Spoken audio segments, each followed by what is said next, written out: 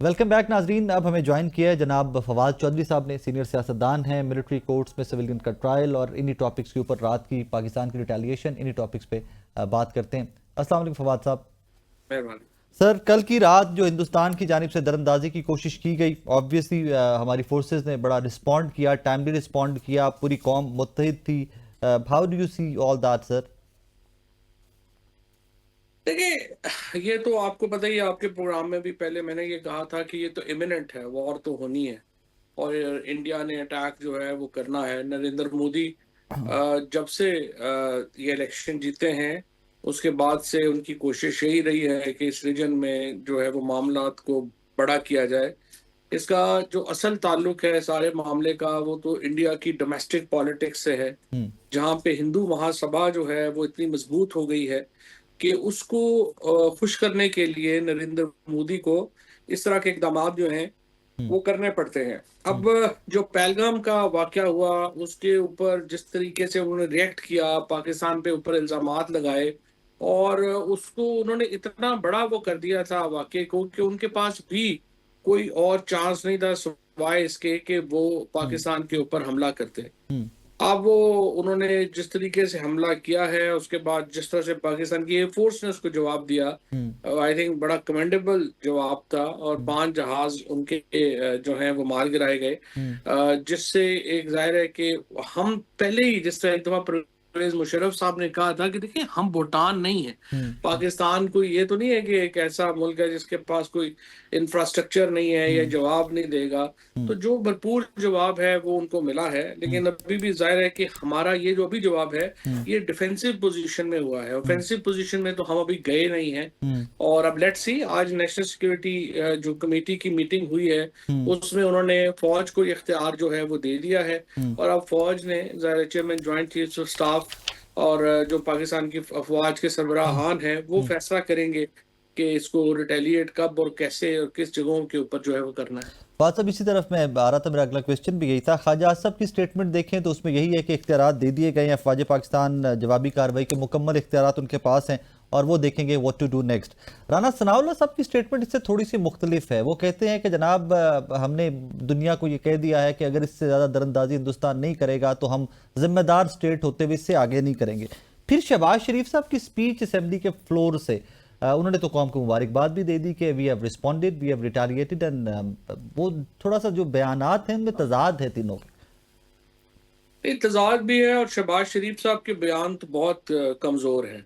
देखिए, एक जो मसला इस वक्त आ रहा है राय साहब, आप देख ही रहे हैं कि जो शरीफ फैमिली है हम्म। उसका जो पॉइंट ऑफ व्यू है वो पाकिस्तान, अभी मसलन नवाज शरीफ ने तो नवाज शरीफ ने तो इंडियन हमले को कंडेम ही नहीं किया, हम्म। मरियम नवाज ने तो इंडियन हमले के ऊपर बात ही नहीं की है। Hmm. So Sharif family has a very firm point of view जो कि नरेंद्र मोदी के बड़े करीब है और हम्म। वो उसी को ही वो सही मानते हैं। हम्म। और वो ये समझते हैं कि पाकिस्तान के अंदर ग्रुप्स हैं, टेररिस्ट ग्रुप्स हैं जो हम्म। जाते हैं हमला करते हैं और वापस आते हैं और हमें उनको सपोर्ट नहीं करना चाहिए। ये उनका पुराना व्यू है, ये हम्म। कोई ऐसी बात नहीं है हम्म। कि जो कोई नई बात है, ये उनका पब्लिक व्यू है नवाज शरीफ का। हम्म।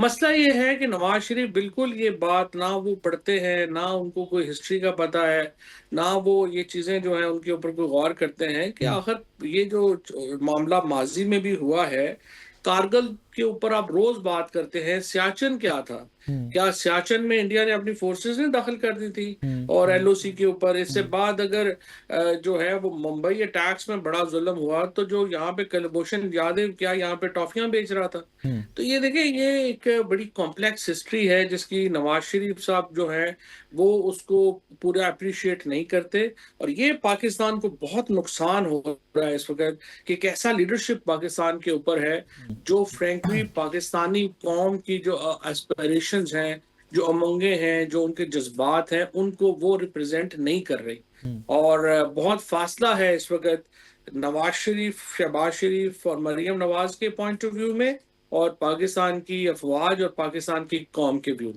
सर, यही जो अप्रोच का डिफरेंस है, जो आप कह रहे हैं कि सोच में बहुत फ़र्क है, ये सोच में फ़र्क हुकूमत के लिए इन डेज टू कम प्रॉब्लम्स भी क्रिएट कर सकता है?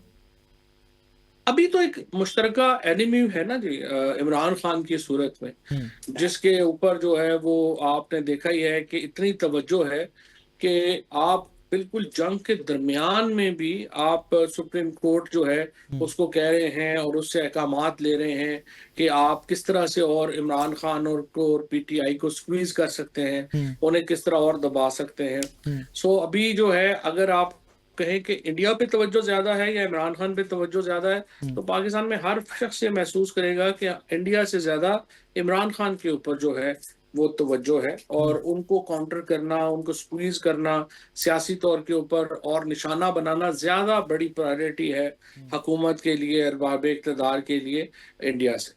फवाद साहब, डू यू थिंक कि ये जो आज फैसला आया है सिविलियंस का मिलिट्री कोर्ट्स में ट्रायल अपीलें मंजूर होना, in days to come Imran Khan साहब का भी कोई मुकदमा वहां हो सकता है शिफ्ट? होने को तो हर पाकिस्तान में अब कुछ भी हो सकता है, लेकिन ये मुकदमे ने तो बड़ी जो मिलिट्री लॉज हैं उनका भी हशर नशर कर दिया है। हम्म। क्योंकि देखा ना, ये मिलिट्री लॉज तो एक इंटरनल रिकॉर्ड के लिए बनते हैं, इनके स्पेशल लॉज इसलिए बनाए जाते हैं कि मिलिट्री डिसिप्लिन कायम रहे और चीजें जो हैं वो उसके ऊपर उनको जो है वो किया जाता है। अब ये कह रहे हैं कि नहीं, अब देखिए पहली बात ये है कि अदालत पार्लियामेंट को कैसे ये हुक्म दे सकती है कि आप ये कानून बनाए। हम्म। पार्लियामेंट के इसका मतलब यह है कि सबसर्विएंट हो गई सुप्रीम कोर्ट की, तो आपने तो सेपरेशन का प्रिंसिपल ही तो बहुत बर्बाद कर दिया। हम्म। जो आप कह रहे हैं कि नहीं आप अपील का हक दें, हम्म। अब जब आप उसके बाद आप कह रहे हैं कि नहीं आर्टिकल 10A जो है वो उसके ऊपर मिलिट्री ट्रायल्स के ऊपर अप्लाई होगा, तो ये तो चले इमरान खान का केस हो गया, 50 केस 100 केस और हो जाएंगे, लेकिन ये तो जो रूटीन की आपकी मिलिट्री कोर्ट्स है आपने उनको तो क्रिपल कर दिया। और हम्म। आप उनकी अपीलें जो हैं, अब हर आदमी अपील लेके जाएगा, उसका रिकॉर्ड हाईकोर्ट मंगवाएगी।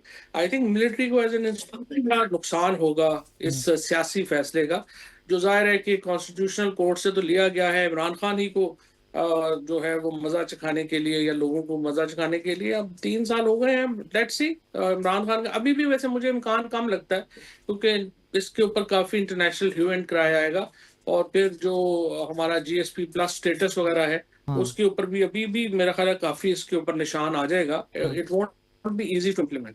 सर, यहाँ पे ये भी फरमाइएगा कि कल रात से आज सुबह तक पूरी की पूरी कौम मुत्तफिक थी, हिंदुस्तान को टारगेट किया जा रहा था, उनकी ब्रुटैलिटी को टारगेट किया जा रहा था, जैसे ये टाइमिंग इस फैसले की सुप्रीम कोर्ट के, डोंट यू थिंक थोड़ी सी ऑड थी? नहीं, राय साहब ये चीजें तो तब कंसिडर हो ना जब आप समझें कि पाकिस्तान में कोई यूनिटी की जरूरत है, हम्म। इत्तेहाद की जरूरत है, हमें एक आवाज होने की जरूरत है। आप अगर शुरू से ही ये कॉन्फ्लिक्ट तो चले रात को तो इसका एंड पॉइंट हुआ है ना, हम्म। ये शुरू तो बड़े दिनों से हुआ था, तो आप जैसे हमारे जैसे लोग तो कह रहे थे ना यूनिटी हम्म। होनी चाहिए, एक चीज हम्म। होनी चाहिए। लेकिन आपने देखा कि कोई जरूरत महसूस नहीं की किसी ने हम्म। कि इमरान खान को भी हमने शामिल करें या पीटीआई को शामिल करें, कोई उसकी तरफ जो है वो हमें कोई यूनिटी की जरूरत है, चीजों की जरूरत है, उसकी कोई जरूरत महसूस जो है वो नहीं की गई। हम्म। और कोई कदम नहीं बढ़ाया गया, जिस तरह हिंदुस्तान में जो राहुल गांधी हैं हम्म। उनकी और नरेंद्र मोदी की भी आपस में तकरीबन इमरान खान और नवाज शरीफ फैमिली जितनी ही आपस में जो है वो उनकी रंजिशें हैं। हम्म। लेकिन उन्होंने मिले, उन्होंने पहले भी उनको ब्रीफिंग दी, फिर एक लीगल सिलसिले में मिले, फिर उनसे बातें की, उन्होंने अपनी पॉलिटिकल पार्टीज को करीब किया। हम्म। यहाँ हम्म। पे हम्म। हाँ कोई जरूरत महसूस जो है वो नहीं की गई, और एक उन्होंने कहा कि डिवीजन होती है, जो होती है हो जाए, हमें कोई फर्क नहीं पड़ता। सर, इस पे रिजर्व सीट्स वाले केस के ऊपर भी बड़ी चहमगोइयां चल रही हैं, what is your reading about that? ऐसा देखिए, इस कॉन्स्टिट्यूशनल बेंच पे या इस कोर्ट के ऊपर तो सिवाय पीटीआई के चंद वकला के पूरे पाकिस्तान में किसी को जो है वो यकीन नहीं है। वो तो पीटी इमरान खान की पीटीआई की बदकिस्मती है कि उन्होंने एक ऐसे लोग पीटीआई के ऊपर मुसल्लत किए हैं जिनको ना समझ है ना अकल है, और उन्होंने पार्टी का बिल्कुल बेड़ा गर्क करके रख दिया है। So PTI is not even considered a potent force any by establishment को या हुकूमत को, वो समझेंगे कोई खतरा ही नहीं है। आपने देखा है किस तरह से जो है, और दोबारा अपने केसेस लगवा लगवा के अपने खिलाफ फैसले करवा रहे हैं। अब इनकी अकल के ऊपर बंदा क्या करे? जाहिर है आपने इमरान खान की जो चॉइसेस हैं उनसे उनको तो कोई फायदा नहीं हो रहा, उन्होंने तो बिल्कुल पार्टी का ही बेड़ा गर्क कर दिया है। But then it's Imran Khan की चॉइस। सर, शहबाज शरीफ साहब ने आज असेंबली के फ्लोर से अपोजिशन को ऑफर किया है, अब ये आइए मिल बैठते हैं, और उसके बाद भी देख रहा था बैरिस्टर गौर साहब ने भी फरमाया कि हमने मुज़ाकरात से कभी इनकार नहीं किया, इकट्ठे बैठने के कोई चांसेस, कोई मामलात आगे चलते, is it possible given circumstances?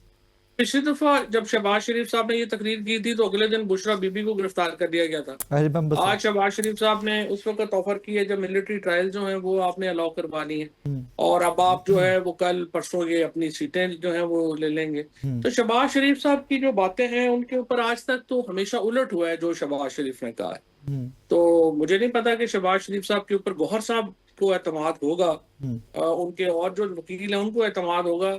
हम लोग तो चूंकि भुगते हुए हैं, हमें तो बिल्कुल एतमाद नहीं। सर फाइनली ये फरमाइएगा कि इमरान खान साहब की लास्ट स्टेटमेंट जो अलीमा खानम साहिबा के थ्रू आई है, उज़मा खान साहिबा नौरीन खान साहिबा से मुलाकात के बाद, उसमें थोड़ी सी रिजर्वेशंस का इजहार आई थिंक अली अमीन गंडापुर साहब के ऊपर भी इमरान खान साहब ने किया कि मुझे मिलने क्यों नहीं आता एंड ऑल दैट। तो फिर वो जो तासुर था कि अली अमीन गंडापुर भी कॉम्प्रोमाइज्ड है, फलां भी कॉम्प्रोमाइज्ड है, फलां भी कॉम्प्रोमाइज्ड है, उसमें उसको तकवीयत नहीं मिलती उस तासुर को।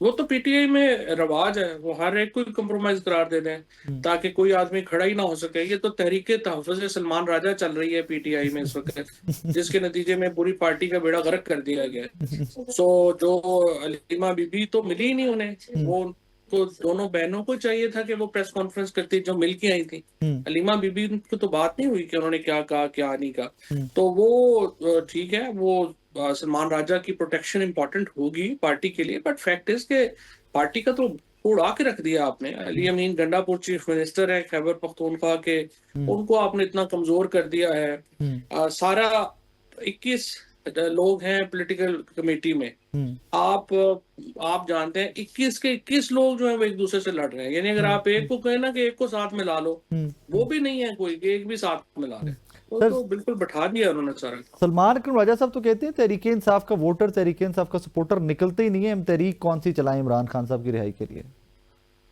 देखिए चूंकि उन्हें ओहदे घर बैठे मिल गए हैं, वो समझते हैं लोग भी घर बैठे आ जाएंगे। इस तरह तो नहीं होता।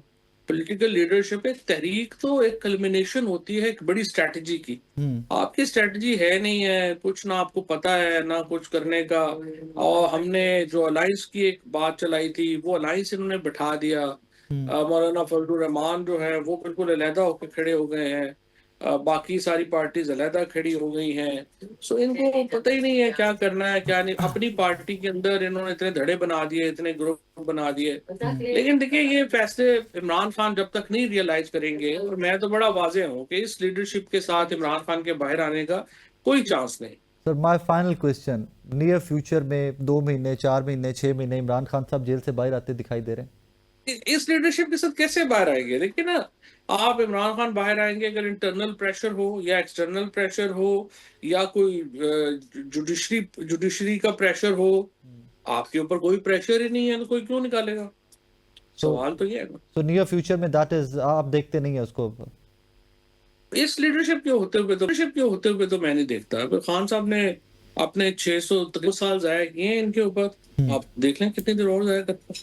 थैंक यू सर, फवाद साहब बहुत शुक्रिया आपका वक्त। नाज़रीन अपना ख्याल रखिएगा, अल्लाह हाफिज़।